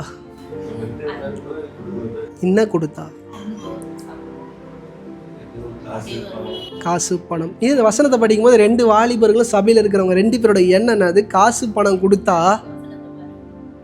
என்ன பண்ணுவார் ஆண்டவர், திருப்பி கொடுப்பார். இது வந்து பார்ஷியலாக ஒரு 10% வேணால் என்ன பண்ணிக்கலாம், அக்செப்ட் பண்ணிக்கலாம். ஏன் நான் சொல்லணும்னா, பைபிளோட காரியத்தை எப்படி மேனிப்புலேட் பண்ணுறாங்க, எப்படி மக்களை ஏமாத்துறாங்க, ஏன் அநேக நேரம் பரலோக ராஜ்யத்தை ஊழியக்காரர்கள் ஏன் பூட்டு போடுறாங்கன்னா, இப்படிப்பட்ட வசனத்தை வைத்து என்ன பண்ணுறாங்க, பூட்டு போடுறாங்க. இந்த வசனத்தை சிலர் எப்படி படித்தாலும் ரொம்ப கஷ்டமாக இருக்கும். ஏன்னா அமுக்கி குலுக்கி என்ன பண்ணு கூடுன்றாரு. ஆனால் லாஸ்ட்டில் ஒன்று சொல்கிறார், பாடி ரோஷன் பண்ணி சத்தமாக வாசிங்க. கொடுங்கள் அப்போது உங்களுக்கு என்ன பண்ணும். இப்போ நான் 1 லட்ச ரூபா கொடுக்குறேன், அவர் எனக்கு திருப்பி 1 லட்ச ரூபா கொடுத்துருவாரு. எதுக்கு நான் கொடுக்கணும், நான் எதுக்கு வாங்கணும்? நார்மலாக அதை எடுத்துக்கோங்க, படிங்க பிரதர். அமுக்கி குலுக்கி விழும்படி நன்றாய் அளந்து உங்கள் மடியிலே போடுவார்கள். நீங்கள் எந்த அளவினால் அளக்கிறீர்களோ அந்த அளவினால் உங்களுக்கு அளக்கப்படும் என்றார். எந்த அளவில் நான் அளக்கிறேனோ அதே அளவில் என்ன பண்ணுமா, எனக்கு அளக்கப்படும். ஏன் இந்த வசனத்தெல்லாம் வச்சு நம்மளை மேனிப்புலேட் பண்ணுறாங்க சபையில்? ஏன் இப்போ அழகர் ஜாக்கப் பிரதர் சொன்னார், ஏன்னா நான் சொல்ல இந்த சாபத்தை நான் என்ன பண்ண மாட்டேன், வாங்கிக்க மாட்டேன். பாஸ்டர்ஸ்லாம் தசம் பார்க்க போட சொல்லி ஒரே ஒரு ஸ்டெப் போய் 37வது வசனத்தை வாசிங்களா யாராச்சும் ஒருத்தர். மற்றவர்களை குற்றவாளிகள் என்று தீர்க்காதிருங்கள், அப்பொழுது நீங்களும் குற்றவாளிகள் என்று தீர்க்கப்படாதிருப்பீர்கள். மற்றவர்களை ஆக்கினைக்குள்ளாக்கும்படி தீர்க்காதிருங்கள், அப்பொழுது நீங்களும் ஆக்கினைக்குள்ளாக தீர்க்கப்படாதிருப்பீர்கள். நல்லா கவனிங்க, இந்த வசனத்துக்கு அர்த்தம் இதான். இந்த வசனத்துக்கு அர்த்தம் இதான். இன்னைக்கு இந்த ஒரே வசனத்தை வச்சு நான் தாண்டி போனால், இப்போ ஜாக்கப் பிரதருக்கு நான் பண்ண மாதிரி அழகான ஒரு பிரசங்கம் பண்ணி, ஜாக்கப் பிரதர் தசமபாகத்தை என்ன பண்ணுங்க 1ஆம் தேதியானா போட்டுருங்கன்னு சொல்லிட்டு நான் என்ன பண்ணிடலாம், கலந்து போயிடலாம். அவரும் ஆமாம் அன்னைக்கு குளிக்க கொடுத்தா என்ன பண்ணப்படும், நமக்கும் நல்லா என்ன கொடுக்கப்படும், மன்னிப்பு கொடுக்கப்படும். பிறரை நீங்கள் நேசிச்சிங்கன்னா அந்த அன்பு உங்களுக்கு கொடுக்கப்படும். மற்றவங்க கிட்டே நீங்கள் தயவாக இருந்தீங்கன்னா அந்த தயவு உங்களுக்கு என்ன பண்ணும். இதை தான் அந்த வசனம் சொல்லு. இன்றைக்கி சபை சொல்கிறேங்க, மிக கேர்ஃபுல்லாக சத்திய வசனத்தை வாசிங்க. ஏன்னா சத்திய வசனத்துக்குள்ளே முரண்பாடுகள் இருக்குது. அவரோட வயசு எனக்கு தெரிஞ்சு above 30. இத்தனை வருஷமாக இந்த வசனத்தை குறித்து அவர் எப்படி கேட்டிருக்கிறார், இப்படி தான் கேட்டிருக்கிறார். அப்போ அவர் நித்திய ஜீவனை அடைவாரா அடைய மாட்டாரான்னு கேட்டால் கொஸ்டின் மார்க். ஏன்னா இந்த வசனத்தை அவர் தப்பாக அவரோட பிள்ளைக்கு அவர் சொல்லி கொடுத்தாருன்னா, அவர் பிள்ளைக்கும் அவர் என்ன வைக்கிறார், ஆக்கினியே. சபை நல்லா புரிஞ்சுக்கோங்க, வேதத்தை வாசிக்க வேண்டியது மிக மிக அவசியம். சத்திய வசனத்தை புரிந்து கொள்ள வேண்டியது முக்கியம். இன்றைக்கி ஒரு வசனம் நீங்கள் படிக்கிறீங்க, எனக்கு புரியல பாஸ்டர்னா மேலே இருக்கிற வசனத்தை படிங்க, கீழே இருக்கிற வசனத்தை படிங்க. எனக்கு புரியலையா, அந்த அதிகாரம் ஃபுல்லுத்தையும் என்ன பண்ணுங்கள், ஆண்டவர் உங்களோட பேசிடுவார். இதான் ரகசியம். ஒரே வசனத்தை வச்சு பேசணுன்னா தகுதியுள்ள ஒரு ஆளுக்கு முன்னாடி நீங்கள் அமர்ந்தால் மாத்திரம்தான் நீங்கள் நித்திய ஜீவனுக்குள்ள என்ன பண்ண முடியும், போக முடியும். இந்த வார்த்தை கொடுப்பது மூலிமா நீங்கள் பெற்றுக்கொள்ளலாம் என்று நான் சொல்லும் போது, நான் காணிக்க தசம்பாகலாம் நான் லாஸ்ட்டில் வரேன். என்ன பண்ணுறேன், லாஸ்ட்டில் வரேன். இந்த லூக்காவில் நம்ம 6:38 வாசிக்கும் போது கர்த்தர் பிறரை நேசிக்க சொல்கிறார். நீ பிறரை நேசிச்சுன்னா நான் உன்னை என்ன பண்ணுவேன், நேசிப்பேன். பிறர்கிட்ட நீ தயவாய் நடந்துக்கினா நான் என்ன பண்ணுவேன், உன்கிட்ட தயவை காமிப்பேன். பிறரை நீ மன்னிச்சு விட்டினா நான் உன்னை என்ன பண்ணுவேன், மன்னிச்சு விட்டுருவேன். நீ 10 பேரை மன்னிச்சுன்னா உன் 10 பாவத்தை மன்னிப்பண்ற. நீ எதனால் மெஷர் பண்ணுறியோ அதனால் நான் என்ன பண்ணுவேன். அப்போ நம்ம எத்தனை பேரை மன்னிக்கணும்னு யோசிச்சு பாருங்கள். ஏன்னா நம்ம பாவம் என்னது, ஏறாலும். நம்ம அக்கிரமம் என்னது, ஏறாலும். எபிரேயர் 13:16. நல்லா கவனிங்க, அன்றியும் நன்மை செய்யும், தான தர்மம் பண்ணுவதற்கும் மறவாமல் என்ன பண்ணுமா. நல்லா கவனிங்க, கொடுக்கறதுன்னா கர்த்தருக்கு மாத்திரம் இல்லைங்க, ஏழைங்களை குறித்து அவங்கள குறித்து நீங்கள் தான தர்மம் செய்கிறீங்கல்ல, இது என்னதுன்னு சொல்கிறாரு ஆண்டவர். என்னன்னு சொல்கிறாரு, பலி காணிக்கன்றாரு. யாரோ ஒரு திக்கற்ற பிள்ளைகளுக்கு நீங்கள் உதவுறத அவர் என்ன சொல்கிறாரு, காணிக்கன்றார். சபை நல்லா புரிஞ்சுக்கோங்க, தானம் தர்மம் பண்ணுவதில் மறந்துடாதீங்க. நீங்கள் பாஸ்டர் நான் ரொம்ப ஏழை பாஸ்டர், ஒரு 2 ரூபாய் என்ன பண்ணுங்கள். இன்றைக்கி அநேக பேர் தான் சக்திக்கு மீறி தூக்கின்னு போய் என்ன பண்ணுறாங்க, ஏழைக்கு உங்களால் என்ன முடியும், நம்ம குடும்பத்தால் முடியும், அதை என்ன பண்ணுங்கள், நீங்கள் கொடுங்க. அதை கர்த்தர் என்னன்னு சொல்கிறாரு, காணிக்கையே அங்கீகரிக்கிறார். அவருக்கு கொடுக்குறத என்ன பண்ணுறார், அங்கீகரிக்கிறார். இந்த பெட்டி அழகாக ஷைனிங்காக அந்த சர்ச்சுக்குள்ளே ஏசி ரூம் கொடுக்குற இந்த பெட்டிக்குள்ளே போட்டால் மட்டும்தான் காணிக்கைன்னு தயவு செய்து நினைக்காதீங்க. அதுக்குன்னு போடாமல் என்ன பண்ணுறாதீங்க, இருந்தா சும்மா ஜாலியாக சொன்னேன் ஜேக்கப் பிரதர். ஆனால் நீங்கள் படித்த மாதிரி வசனம் தான், ஓகேவா? காணிக்கை மட்டும்தான் போடணும். எபேசியர் 4வது அதிகாரம் 32வது வசனம். ஒருவருக்கொருவர் தயவாயும் மன உருக்கமாயும் இருந்து கிறிஸ்துவுக்குள் தேவன் உங்களுக்கு மன்னித்தது போல நீங்களும் ஒருவருக்கொருவர் மன்னி. நீங்க ஒருவருக்கொருவர் உங்க குடும்பத்துக்குள்ள உங்க பிள்ளைய, உங்க மனைவிய, உங்க கணவனை நீங்க மாத்தி மன்னிக்கும் போது நான் என்ன நடக்குதுன்னு சொல்றேன், கர்த்தர் உங்களை மன்னிச்சுக்கிட்டே இருக்கிறார். நீங்க பேசின உங்க வார்த்தைகளை என்ன பண்றாரு, மன்னிக்கிறார். வேறு வழியே இல்லை. இன்றைக்கி நல்லா யோசிச்சு பாருங்கள். தப்பி தவறிய பிள்ளைங்களை நீங்கள் காயப்படுத்துறது உண்டு, தப்பி தவறிய அப்பா அம்மாவை காயப்படுத்துறது உண்டு, தப்பி தவறி மனைவி கணவனை என்ன பண்ணுறது, காயப்படுத்துறது உண்டு. ஆனால் இப்படிப்பட்ட காரியங்கள்லாம் செய்யும்போது உங்களுக்கு என்ன பண்ணுதான், மன்னிக்கப்படுதான். போன வாரம் நான் அழகாக சொன்னேன், தானியேல் சொல்கிறாரு, திக்கற்ற பிள்ளைகளுக்கு நீ செய், உன் பாவம் என்ன பண்ணும், மன்னிக்கப்படும். நான் சொல்ல ஆவிக்குரிய மனுஷன் அவர் என்ன பண்ணுறாரு சொல்கிறாரு. ஏன்னா சபை கொடுப்பதன் மூலமாய் பெறலாம்ன்றத எல்லா ஆஸ்பெக்ட்லையும் நம்ம தெரிஞ்சுக்கணும். கொடுப்பதுனாலே எல்லாரோட மைண்ட் செட்டு சபை சபை சபை இல்லை. சபை தாண்டி அநேகருக்கு நீங்கள் கொடுக்கலாம். உங்கள் மனைவிக்கு நான் கொடுக்கலாம், மன்னிப்பை கொடுக்கலாம். உங்கள் கணவனுக்கு மன்னிப்பை கொடுக்கலாம். உங்கள் மனைவிக்கு லவ்வை கொடுக்கலாம். உங்கள் கணவனுக்கு நீங்கள் லவ்வை கொடுக்கலாம். இது எல்லாமே கர்த்தருக்கு கொடுக்குற இடத்துக்குள்ளே தான் வருதுன்றத யாரும் என்ன பண்ணுறாதீங்க, மறந்துடாதீங்க. இன்றைக்கி கர்த்தருக்கு கொடுக்க வேண்டிய ஆஸ்பெக்ட் சில இடத்துக்குள்ளே வரும். 1 சாமுவேல் 2வது அதிகாரம் 30வது வசனம். ஆகையால் இஸ்ரவேலின் தேவனாகிய கர்த்தர் சொல்கிறதாவது, உன் வீட்டாரும் உன் பிதாவின் வீட்டாரும் என்னைக்கும் என் சந்நிதியில் நடந்து கொள்வார்கள் என்று நான் நிச்சயமாய் சொல்லி இருந்தோம். இனி அது எனக்கு தூரமா இருப்பதாக. என்னை கனம் பண்ணுகிறவரை நான் கனம் பண்ணுவேன். நல்லா கவனிங்க. நான் ரட்சிக்கப்பட்டேன், நான் சபைக்கு போறேன், எனக்கு ஆண்டவர் என்ன பண்ணுவாரு, எல்லாம் செய்வார்னு நினைச்சீங்கன்னா நம்மள மாதிரி முட்டாள் இந்த உலகத்துல யாரையும் கிடையாது. ஆண்டவர் சொல்லிட்டா, நான் தெரிஞ்சு கொண்ட இஸ்ரவேலா இருந்தாலும் நான் ஒண்ணுமே என்ன பண்ண மாட்டேன், செய்ய மாட்டேன். படிங்க. என்னை கனம் பண்ணுகிறவர்களை நான் என்ன பண்ணுவேன், கனம் பண்ணுவேன். இன்னைக்கு சபைக்குள்ள அமர்ந்திருக்கிற நீங்க யாரை கனம் பண்றீங்க நல்லா புரிஞ்சுக்கோங்க. சபை நல்லா புரிஞ்சு. எதுக்கு இந்த வசனத்தை எடுத்து இவ்வளோ நேரம் இவங்க 2 பேர்கிட்ட நான் கொடுத்து நான் பேசுனேன்னா, அந்த வசனம் தப்பாக போச்சுன்னா நீங்கள் யாரை கனப்படுத்திடுறீங்க, பேசுன ஆசாரியனை கனப்படுத்துறீங்க. சபை மிக முக்கியங்க. ஆண்டவர் சொல்கிறாரு, என்னை கனம் பண்ணுகிறவனை நான் என்ன பண்ணுவேன், கனம் பண்ணுவேன். படிங்க பிரதர். என்னை அசட்டை பண்ணுகிறவனை. இந்த வசனத்தை ஆண்டவர் எப்படி சொல்லணும், திருப்பி அழகாக படிச்சு பாருங்க. என்னை கனப்படுத்துகிறவனை நான் கனப்படுத்துவேன், என்னை அசட்டை பண்ணுகிறவனை நான் என்ன பண்ணுவேன், அசட்டை பண்ணுவேன் அவர் சொல்லணும். ஆனால் அவர் என்ன சொல்கிறாரு, கனவீனப்படுத்துவேன்ற. நல்லா கவனிங்க. பேரெல்லாம் அப்படியே திருப்பி அப்படி தான் வரணும். ஆனால் இந்த இடத்துல மட்டும் ஆண்டவர் சொல்கிறார், நான் கனவீனப்படுத்திடுவேன்ற. அசட்டை பண்ணுன்னா அவன் பேசுவான், நான் அப்படியே கேட்காத மாதிரி போயிடுவேன்னு அவர் சொல்லலை, அவனை கனவீனப்படுத்துவேன்றார். இன்றைக்கி ஆண்டவருக்குரிய கனம் என்னன்னு சபையில் அமர்ந்திருக்கிற நீங்கள் வேதத்தை படித்து தேட வேண்டியது மிக மிக அவசியம். எனக்கு வாரம் சண்டே பாஸ்ட்டு போதிப்பார், அதை வச்சே என் வண்டியில் இன்ஜின் ஆயில் போட்டு நான் ஓட்டுற மாதிரி ஓட்டிப்பேன்னு சொன்னால் ரொம்ப கஷ்டங்க. நான் உண்மையாக சொல்கிறேன். இல்லைனா ஜேக்கப் பிரதர் மாதிரி ஜேக்கப் பிரதரோட இருதயத்துக்குள்ளே எவ்வளோ வசனம் இப்படி இருக்கும்னு நமக்கு தெரியாது. நம்மளோட இருதயத்துக்குள்ளேயும் எவ்வளோ வசனம் இப்படி நம்ம தப்பாக புரிஞ்சுருக்கோன்னு நமக்கு தெரியாது. சபை நான் தான் சொல்கிறேன், மிக தெளிவாக இருக்கு. இன்றைக்கி யாரோ நம்மளுடைய சபைக்குள்ளே, நம்மளுடைய சபை நான் எது தெரியுமா, இதுதான். இந்த சபைக்குள்ளே விதையை போட்டு முளைக்க என்ன பண்ணிட்டாங்க. அது ஆண்டவருக்கு உகந்த வாசனையான்னு யோசிச்சு பாருங்க. ஜேக்கப் பிரதர் சொல்கிறாரு, யாரோ ஒருத்தரோட இருதயத்தில் என்ன பண்ணிட்டாங்க, இந்த வசனத்துக்கு இதான் அர்த்தம்னு விதையை என்ன பண்ணிட்டாங்க, போட்டுட்டாங்க. அதை பிடிச்சிக்கிட்டு அவரோட அந்த வசனத்தை என்ன பண்ணிட்டாரு, பார்க்குறாரு. அப்போ பாருங்கள், ஆண்டவருக்கு அது பிரியமாக இருக்குமா. நம்ம அந்த வசனம் யாரை கனப்படுத்துனா எதிர்க்கிற மனுஷன் என்ன பண்ணுது, கனப்படுத்து. சபை மிக தெளிவாக இருக்க வேண்டியது மிக மிக அவசியம். ஏன்னா கனவீனப்படுத்திட்டு வரான் கர்த்தர். சங்கீதம் 29:2. நாமத்திற்குரிய மகிமையை அவருக்கு செலுத்துங்கள், பரிசுத்த அலங்காரத்துடன் கர்த்தரை தொழுதுகொள். நல்லா கவனிங்க. பரிசுத்த அலங்காரத்தோட கர்த்தரை என்ன பண்ணும், நான் இந்த கொடுக்கறது, காணிக்க, தசம் பாகம், இது எல்லாத்துக்கும் முன்னாடி எதை நீங்கள் வைக்கணும்னா, இப்போ ஃபஸ்ட்லேருந்து பேசிட்டு வரேன் பாருங்கள். அன்பு செலுத்துறது, பிறரை நேசிக்கிறது, பிறரை மன்னிக்கிறது, ஆண்டவர் என்ன பண்ணுறது, கனப்படுறது. எல்லாருமே காணிக்கன்றது தயவு செய்து சொல்கிறேன், அது முதல் இடம் கிடையாது, அது கடைசி இடம். முதல் இடத்துல தேவனாகிய கர்த்தர் இது எல்லாத்தையும் கேட்குறாரு. நான் சொல்கிறேன், இதில் ஏதாச்சும் ஒன்றுத்தை நீங்கள் எடுத்துகிட்டு இதை எதை செஞ்சாலும் கர்த்தரை கனப்படுத்த முடியும். இன்றைக்கி அநேக நேரம் கொடுக்கறதுனால ஆண்டவரை கனப்படுத்திட முடியும்னு நினச்சா முடியாது. வெறும் நான் நேசிக்கிறேன் பாஸ்டர், எல்லாரையும் நேசிக்கிறேன், நான் எல்லாரையும் அன்பு செலுத்துகிறேன், கொடுக்குற விஷயத்தில் வரும்போது நான் கொடுக்க மாட்டேன்னா அப்பயும் ஆண்டவர் என்ன பண்ண முடியாது? நேசிக்க முடியாது.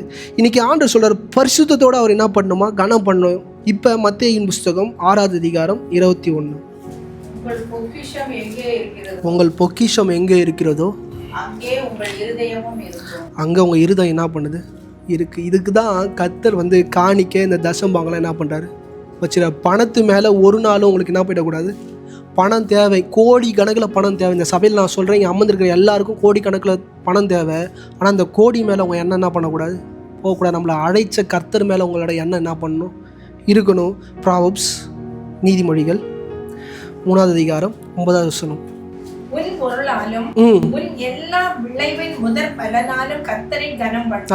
கர்த்தரை கனம் பண்ணணும் போது எல்லா விஷயமும் என்ன பண்ணுது? அதுக்குள்ளே நடங்குது. ஒரு நபரை பற்றி நான் ஒரு சாட்சி சொல்கிறேன். அந்த நபர் ஒரு நல்ல ஒரு வசதியான ஒரு நபர். அவர் என்ன பண்ணுறாரு, நான் இந்த பிரசங்கத்தெல்லாம் நான் கிட்டத்தட்ட 1 மாதமாக என்ன பண்ணுறேன், மெடிடேட் பண்ணியிருக்கிறேன். அப்போ மெடிடேட் பண்ணும்போது நான் சில கேள்வியை ஆண்டவரை நோக்கி கேட்டிருப்பேன். அந்த கேள்விக்கு சில பதில்கள் என்னை நோக்கி வரும்போது அப்படியே பயங்கரமாக இருக்கும், கூஸ் பம்ப்ஸாக இருக்கும். அந்த நபர் பார்த்திங்கன்னா ஒரு மிகப்பெரிய ஒரு சபையை பல லட்சங்கள் போட்டு கட்டி கொடுத்தாரு போல். கட்டி கொடுத்த பிறகு அந்த சபையை இடிச்சிட்டாங்க. என்னது? பல லட்சங்களுக்கு கொடுத்து சபையை கட்டி கொடுத்த போது சபையை என்ன பண்ணிட்டாரு? இடிச்சிட்டாரு. ஆனால் எனக்குள்ள ஒரு கேள்வி நான் கேட்பேன், இப்போ வரைக்கும் அந்த குடும்பம் எல்லா ஊழியக்காரங்களையும் தாங்குறாங்க. ஏன் ஆண்டவர்? ஏன்? என்னது? எனக்குள்ளே ஒரு கேள்வி இருக்கும். இன்றைக்கி பாருங்கள், நீங்கள் நியூஸ் சேனலில் எடுத்து பார்க்குறேன், புறம்போக்கு இடத்துல கட்டப்பட்ட வீடெலாம் இடிக்கும் போது நெஞ்சில் அடித்து என்ன பண்ணுறாங்க? அழுகுறாங்க. அப்படி அவங்க ட்ரெஸ்ஸு விலகிறது, இப்படிப்பட்ட காரியங்கள்லாம் அலங்கோலமாக இருக்குது. அதை பார்க்கவே முடியல. ஏன்னா இத்தனை லட்சம் போட்டு கட்டின வீட்டை இடிச்சிட்டாங்க. நானாக அங்கே இருந்தேன்னா இதோட எந்த ஊழியக்காரனுக்கு என்ன பண்ண மாட்டேன்? ஹெல்ப்பே பண்ண மாட்டேன். எந்த ஊழியக்காரனுக்கு நான் எதுவுமே என்ன பண்ண மாட்டேன்? செய்ய மாட்டேன். ஆனால் அந்த குடும்பம் எல்லாருக்குமே செய்கிறாங்க. சில நேரம் சிலர் ஏமாத்தினாலும் என்ன பண்ணுறாங்க?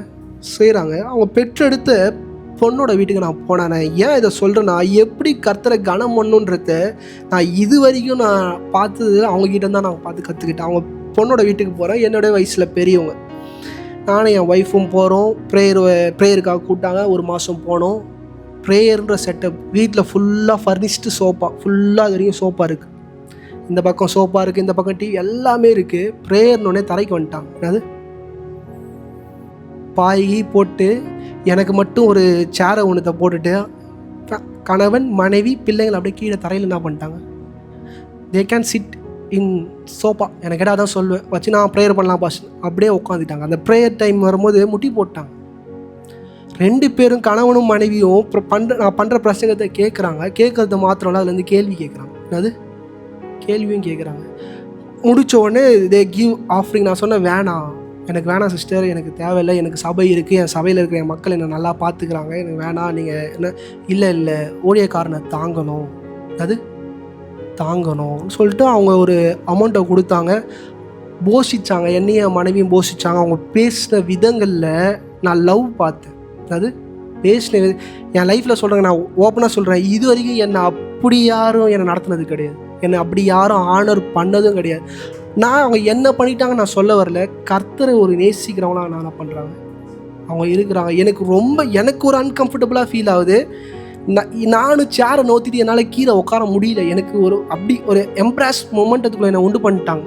ஏன்னா அப்படி ஆனர் பண்ணுறாங்க. இங்கேயும் சில பேர் நான் வீட்டுக்கு வரேன், நான் பார்க்குறேன், ஜோம் பண்ணும்போது அவங்க பிள்ளைங்க எவ்வளோ பேர் சொன்னாலும் முட்டி போட வைக்கிறீங்க, சந்தோஷமாக இருக்குது. அவங்க முட்டி போடுறது இது நான் பாஸ்டர்னால அவங்க பண்ணல வைக்கல. நான் உண்மையாக சொல்கிறேன், கர்த்தருக்கு நீங்கள் சொல்லிக் கொடுக்குற விதங்கள் நல்லா இருக்குது. இங்கே இருப்பீங்கன்னா அவங்க நெக்ஸ்ட்டு ஜென்ரேஷன் உங்கள் பிள்ளைங்களுக்கு சொல்லிக் கொடுங்க. பாஸ்டர் வந்தால் இல்லை, ஜபான் வந்தால் முட்டி போட, அந்த இடத்தோட அட்மாஸ்பியர் ரெஸ்பெக்ட்ஃபுல்லாக என்ன பண்ணணும் இருக்கணும். ஏன்னா நான் சொல்கிறேன், யாரும் கஷ்டப்படாதீங்க. சில வீட்டுக்கு வரேன், டிவி பாட்டுன்னு ஓடிக்கிட்டே என்ன பண்ணுது, பாஸ்டர்கிட்ட பேசிக்கிட்டே இருக்கிறீங்க. எனக்கு நான் அந்த டிவியும் பார்க்குறேன், உங்களையும் பார்க்குறேன். சில வீட்டெலாம் போனால் பாடல் பார்க்கக்கூடாத பாடல்லாம் என்ன பண்ணுது, சில பேர் படம் பார்த்தாலே ஆஃப் பண்ணுறாங்க. அங்கே பின்னாடி ஓடுற பாட்டை பார்க்கவும் முடியல, கேட்கவும் முடியல. அப்படிப்பட்ட பாட்டெலாம் ஓடுது, அது பாட்டுன்னு ஓடின்னு இருக்குது. இவங்க பாட்டு முன்னாடி என்கிட்ட பேசிக்கிட்டே. இதெல்லாம் பார்க்கும்போது எப்படி இருக்குன்னா எனக்கு ரொம்ப கஷ்டமாக இருக்குது. ஏன்னா இது எல்லாமே தேவனை நீங்கள் கனப்படுத்துகிற ஒரு இடமா இருக்குது. மனுஷனை இல்லை. நீங்கள் என்ன கனப்படுத்துறீங்க நான் சொல்ல, எதை நீங்கள் ப்ரையாரிட்டி பண்ணுறீங்க? நம்ம பேச போகிறது, நம்ம பண்ண போகிற ஜபம் எல்லாமே கர்த்தருக்குரியது. ஆனால் நம்ம எதை கொடுக்குறோன்றத கவனித்து பாருங்கள். It's not about only offering, காணிக்க மட்டும் கிடையாது. இது மட்டும் கிறிஸ்டியானிட்டியும் கிடையாது. ஆனால் இதில் தான் சபை நடக்குது, ஊழியக்காரன் குடும்பம் ஆசீர்வதிக்கப்படுது, ஊழியக்காரன் குடும்ப தேவையெல்லாம் சந்திக்கப்படுது, நான் இல்லைன்னு சொல்ல. ஆனால் இதுக்கு மேலே இவ்வளோ விஷயங்களும் முக்கியன்றத சபை என்ன பண்ணுறாதீங்க, மறந்துடாதீங்க. ப்ராவர்ப்ஸ் 12வது அதிகாரம், நீதிமொழிகள் 11வது அதிகாரம், நீதிமொழிகள் 11வது அதிகாரம் 24 25. நல்லா கவனிங்க. வாரி அடைச்சும் விருத்தி அடைவர்கள் என்ன பண்ணுவாங்களா? உண்டு. அதிகமாய் பிஸ்னித்தனம் பண்ணியும் வறுமை அடைவாரும் உண்டு. பிஸ்னித்தனமா இருந்தாலும் பிச்சைக்காரனா ஆனவனு என்ன பண்றது உண்டு. இன்னைக்கு ஆண்டவருக்கு கொடுக்கும் போது உகந்து என்ன பண்ணுங்க, அதை கொடுங்க, நேசிச்சு கொடுங்க.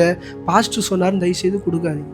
இன்னைக்கு சபைக்குள்ளே சொல்கிறேன், என்னைக்கு நீங்கள் உண்மையாக வேதத்தை படித்து அதை உணர்ந்து அதை புரிஞ்சு நீங்கள் கொடுக்குறீங்கல்ல, அப்போ தான் அந்த ரியல் லவ் ஆஃப் காடோட நீங்கள் போய் இணைய முடியும். நான் இன்றைக்கி சொல்கிறேன், எத்தனை பிரசங்கம் கேட்டு நீங்கள் அதை கொடுத்தீங்கன்னா அதில் உணர்வே இருக்காது.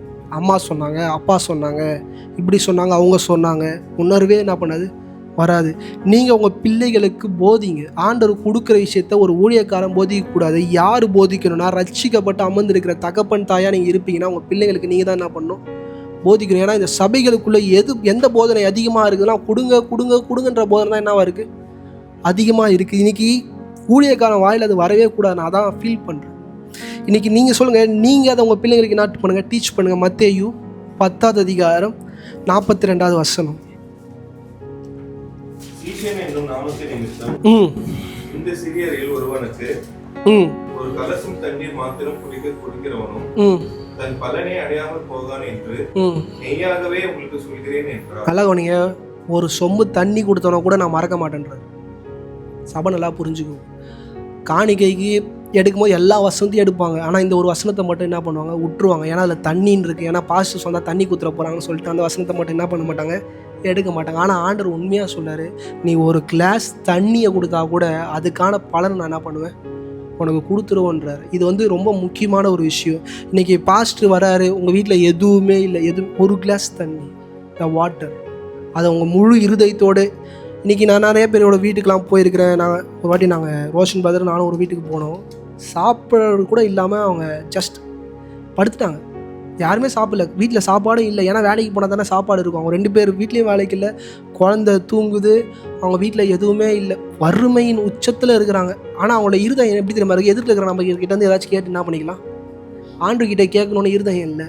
அது நானும் ரோஷன் பிரதரும் காரில் போனோன்னா அவங்க என்ன நினச்சாங்கன்னு தெரியல. என்கிட்ட அவங்க முறையிட்டதெல்லாம் அல்ல 1000 தான் என்ன பண்ணுறாங்க, ஃபஸ்ட்டு வீட்டு வாடகை கொடுத்துருங்க. என்னது வீட்டு வாடகை கொடுத்துருங்க.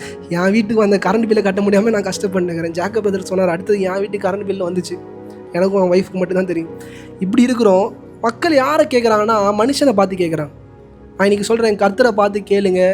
கேட்டு ஆசீர்வதிக்கப்பட்டு இளைப்பாறுதல் அனுபவத்துக்குள்ளே வந்தால் உண்மையாக கர்த்தருக்கு என்ன பண்ணுங்கள், கொடுங்க. கர்த்தர் உங்களை நிச்சயமாக என்ன பண்ணுவார், ஆசீர்வதிப்பார். ஒரு கிளாஸ் தண்ணியை கூட கர்த்தரை மறக்க மாட்டார். நான் சொல்ல வசனம் அப்படியாக சொல்லுது. இழப்பின் மூலம் பெறுவது 4வது காரியம், இழப்பின் மூலம் பெறுவது. மத்தேயு 10வது அதிகாரம் 39வது வசனம்.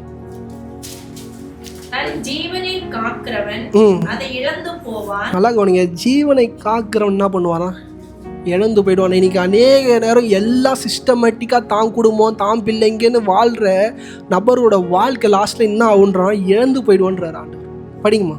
என் நிமித்தம் தன் ஜீவனை இழந்து போகிறவன். என் நிமித்தம் தன் ஜீவன்னா உங்களோட கௌரவம், உங்களோட ப்ரெஸ்டீஜ், உங்களோட மேன்மை.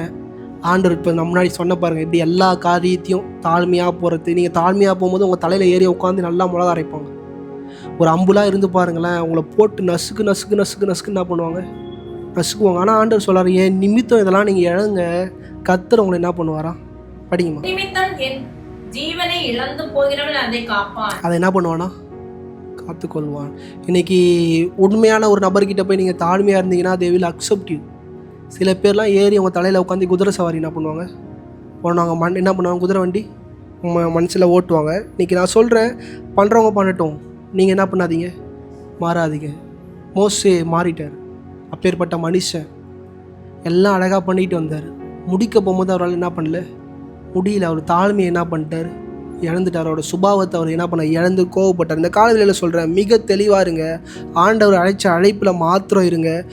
ஏன்னா சில நேரம் எனக்கும் தோணும், இந்த இடத்துல நம்ம இப்படி பண்ணிட்டோம், நம்ம இந்த இடத்துல மாறணும். அடிக்கடி என் ஒய்ஃப் கிட்ட போய் சொல்லுவேன், நம்ம மாறிடலாமா. என்னது ஓய ஆரம்பித்து ஒரு என்ன சொன்னால் ஒன்றுமே இல்லை, ஒரு 2 வருஷத்துக்குள்ளே அநேக நேரம் நான் உட்காந்து என் ப்ரேயர் ரூமில் உட்காந்து மாறிடலாமா ஆண்டவரே, வலிக்குது. என்னது மாறிடலாமா, வலிக்குது, என்னால் முடியல ஆண்டவரே. நான் பேசின உபதேசங்களுக்கே நான் ஒரு முரண்பாடான ஒரு வாழ்க்கையை வாழ்கிறேன். ஏன்னா அடிக்கடி என்கிட்ட பேசுகிறவங்க, நீங்கள் வயசானா என்ன பண்ணிடுவீங்க, மாறிடுவீங்க. அது உண்மைதான் போல். ஏன்னா அந்த அளவுக்கு அழுத்தத்தை என்ன பண்ணுறோம், நம்ம வாழ்க்கையில் சமாளிக்கிறவங்களாக இருக்கிறோம். ரோமர் 12 அதிகாரம் 1 வசனம்.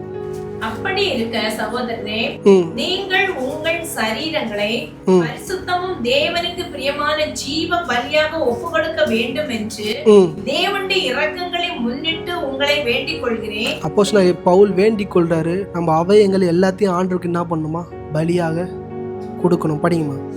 இதுவே நீங்கள் செய்யத்தக்க புத்தியுள்ள ஆராதனை. புத்தியுள்ள ஆராதனை எதுங்க, நம்ம மொத்தமாக ஆண்டவருக்கு நம்மள என்ன பண்ணுறது, கொடுக்கறது. ஆண்டவர் விஷயம் வரும்போது சுயநலம் என்ன பண்ணக்கூடாது, வரவே கூடாது. சபை நல்லா புரிஞ்சுக்கோங்க. சில வசனங்கள்லாம் நீங்கள் ஆழமாக தியானிங்க. வீட்டில் கொஞ்சமாவது பாஸ்டர் நான் வாரம் ஃபுல்லாக ஓடுறேன், எனக்கு வாரம் ஃபுல்லாக எனக்கு பிஸி ஷெட்யூல், நீங்கள் அதை சொல்லும் போது நான் புரிஞ்சுப்பேன். ஆனால் ஒரே விஷயம் யோசிச்சு பாருங்கள், உங்களை உண்டாக்கின பரம தகப்பன் வந்து உங்கள் முன்னாடி நின்னா இந்த வசனத்தை நீங்கள் இந்த காரியத்தை அவர்கிட்ட உங்களால் பேச முடியுமா? நான் பிஸி ஷெட்யூலில் ஓடுறேன் கடவுளே, உங்களுக்கு தெரியும் என் கஷ்டம் என்ன, என் வேதனை என்னென்னு. அவர் கேட்பார், நான் சிலுவையில் நான் பட்ட தடவை நீ என்ன பண்ணேன், வேறு எதுவுமே கேட்க மாட்டார். வேறு எதுவுமே அவர் கேட்க மாட்டார். நீங்கள் சொல்கிறேன், பைபிளை கொஞ்சமாக தயவுசெய்து படிங்க. இன்றைக்கி அநேக கலைகள் நம்மளுக்குள்ளே இருக்குது. அந்த கலைகளை பிடுங்கி போட வேண்டியது மிக மிக அவசியம். அதுக்கு நீங்கள் வேதத்தை வந்து என்ன பண்ணணும், படிக்கணும். ஏன்னா சொல்கிறேன், ஆழமாக இருதயத்துக்குள்ளே என்ன பண்ணியிருக்கு இருக்குது. நான் ஏன் இதை சொல்கிறேன்னா, எக்ஸாம்பிள் அதுதான் ஒரு 2 பேரை பதில் சொல்ல சொன்னேன். நான் கேட்டேன், அந்த வசனத்தை படிக்கும்போது உங்களுக்கு என்ன தோணுதுன்னு. என்ன தோணணும், படித்ததுலேருந்து ஏதாச்சும் தோணணும். ஆனால் உள்ளேருந்து என்ன தோணுது, யாரோ ஒருத்தவங்க சொன்னது தான் என்ன பண்ணுது. பிசாசு இப்படி தான் நம்ம வாழ்க்கையில் கிரியை செய்வோம். நமக்கு முன்னாடி வேதம் இருக்கும், சத்திய வசனம் இருக்கும், படிப்போம். படித்ததுலேருந்து நமக்கு எதுவுமே தோணாது. நமக்கு முன்னாடி இருந்து யாரோ பேசினது தான் நமக்கு என்ன பண்ணும், தோணும். சில நேரம் நம்ம ப்ரேயர் ரூமில் போகும்போது யாரோ ஒருத்தவங்க பேசின வார்த்தை நம்மளை டிஸ்டர்ப் பண்ணிக்கிட்டே இருக்கும், ஜெபிக்கவே முடியாது, வலிச்சுக்கிட்டே இருக்கும். எனக்குலாம் இந்த பெயின்ஃபுல் மொமெண்டம் இந்த வாரம் நான் சொல்கிறேன். ஜெபம் பண்ண முடியல, படிக்க முடியல. ஏன் படிக்க முடியல, வார்த்தை அப்படியே குத்திக்கிட்டே இருக்கு. இன்றைக்கி நான் சொல்கிறேன், அந்த வார்த்தையெல்லாம் தள்ளிட்டு எந்த வார்த்தை நீங்கள் படிக்கிறீங்களோ அந்த வார்த்தையை ஆழமாக என்ன பண்ணுங்கள், யோசிங்க. யோவான் 14 அதிகாரம் 2-6 கடைசியாக முடிக்கலாம். என் பிதாவின் வீட்டில் அநேக வாசஸ்தலங்கள் உண்டு. நல்லா கவனிங்க, என் பிதாவின் வீட்டில் அநேக வாசஸ்தலங்கள் உண்டு. அப்படி இல்லாதிருந்தால் நான் உங்களுக்கு சொல்லி இருப்பேன், ஒரு ஸ்தலத்தை உங்களுக்காக ஆயத்தம் பண்ண போகிறேன். நல்லா கவனிங்க, கர்த்தர் இந்த பூமியை விட்டு ஒரு ஸ்தலத்தை ஆயத்தப்படுத்த என்ன பண்ணியிருக்கிறாரு, போயிருக்கிறாரு.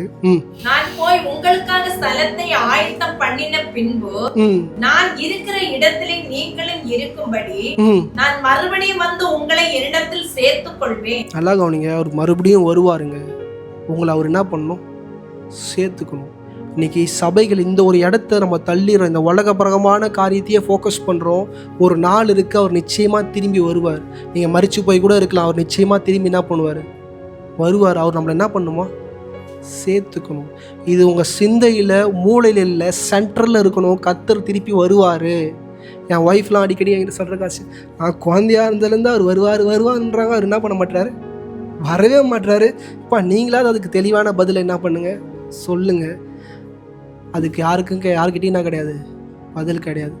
ஆண்டவரே தெளிவாக சொல்லிட்டார், பிதாவை அன்றி வேறு யாருக்கு என்ன பண்ணாது தெரியாது. அங்கங்கே வருவாங்க, நான் தீர்க்கதரிசின்னு சொல்லிட்டு இந்த வருஷம் இந்த மாதம் வரமாட்டார். படிங்கம்மா.